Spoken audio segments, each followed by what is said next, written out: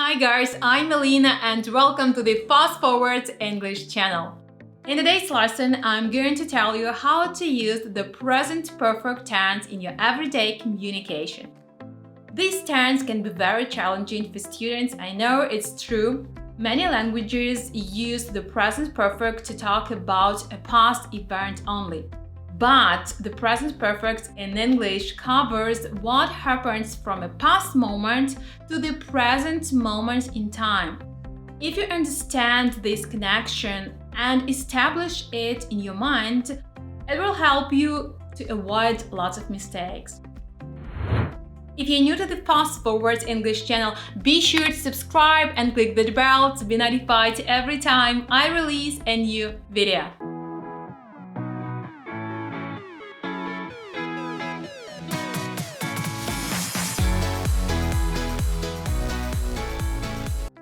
First, let's put a timeline and learn how to make the present perfect tense. The structure is very easy to understand and use, so don't be afraid. The present perfect always has two parts, have or has, and the past participle. And what is the past participle? The past participle is the third form of the verb. So when a subject is I, you, we, they, or any plural noun, we use have. And for the rest, he, she, it, we use has. So let's take such verbs as do and leave and see how we can make the perfect tense. Are they regular or irregular? What do you think?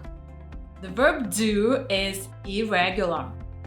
And the verb leave is regular. And what do you know about irregular and regular verbs? How do they form the past tense? Yes, they behave differently in the past tense. The second form of do is did, and the past participle is done. The second form of leave is lived, and the third form is lived. So remember, if a verb is regular, the second and the third form of the verb is the same. You simply add ed ending. But if a verb is irregular, you look for the third form of the verb, the past participle.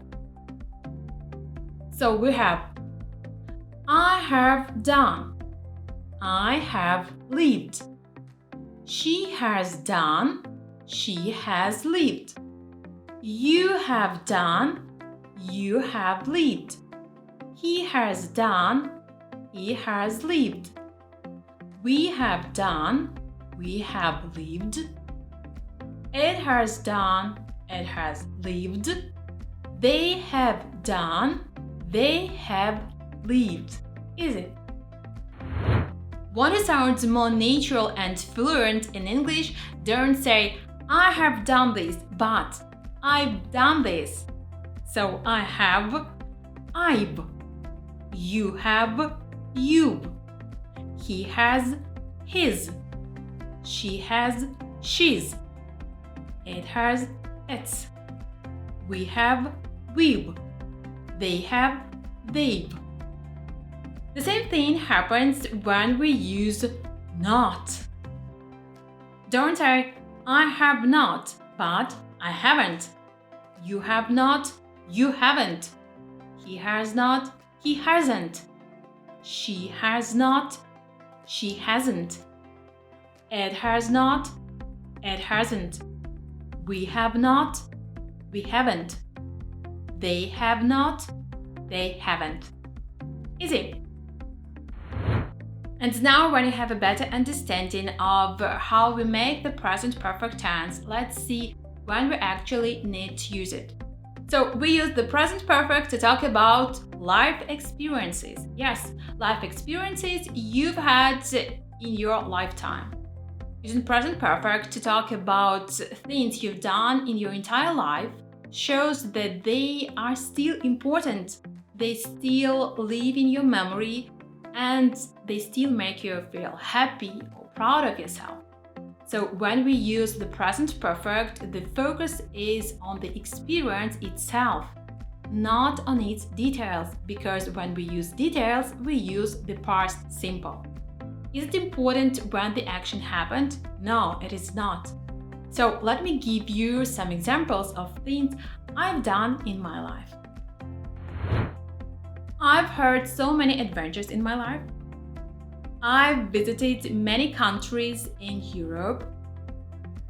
I've been to Germany and Italy a few times. I've been to America as well. Been means visited. I've lived in another country. I've passed my driving test. I'm so proud of myself. I've changed the color of my hair a few times. Can you believe it? What about you guys? Have you ever been abroad? Have you ever done something great or stupid in your life? Have you ever seen a double rainbow? No, it's not a joke. And remember, when you use ever means at any time and is mainly used in questions when you talk about life experience. Another common use of the present perfect is the one that you already know. Yes, to show the action that began in the past and is still happening now in the present. To show when the situation began, we can use since. We can also use for. For tells us how long something lasted in a period of time that has a beginning and an end.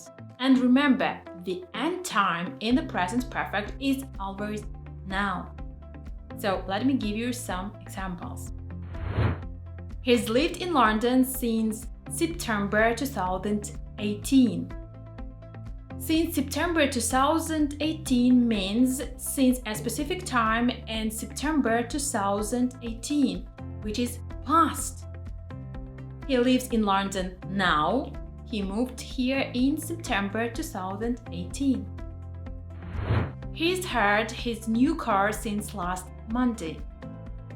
Since last Monday means since a specific time last Monday.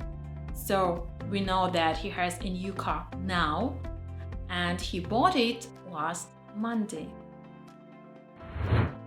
If we want to show how long the situation or action continued, we can use for this very aim. He's lived in London for 12 years.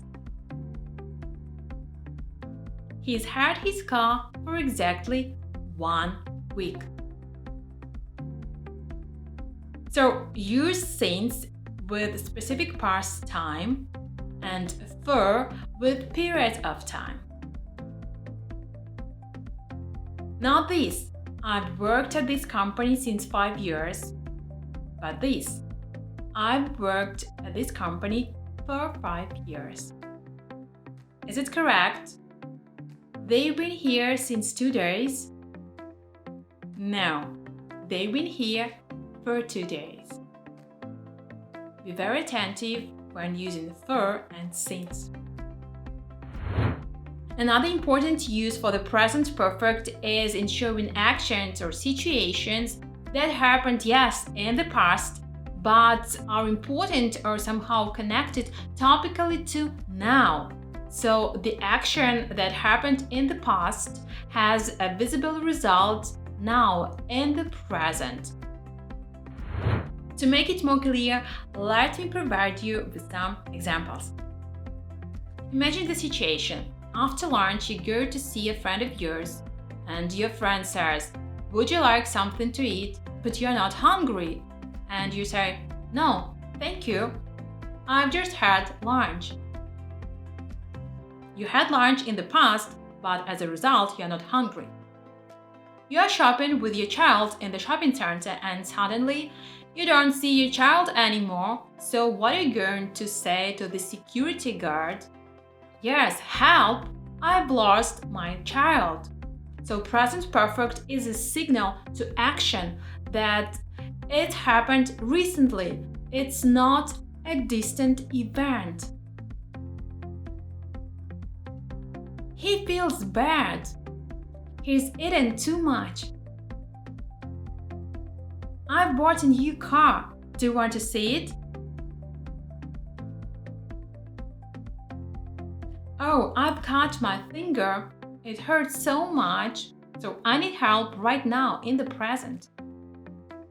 There is your key. I don't know. I've lost it. So right now in the present, as a result, I don't have keys. Thanks a lot for watching me today. I hope you now have a better understanding of how to use the present perfect in your everyday communication. Follow the Fast Forward English channel and be confident. See you next time.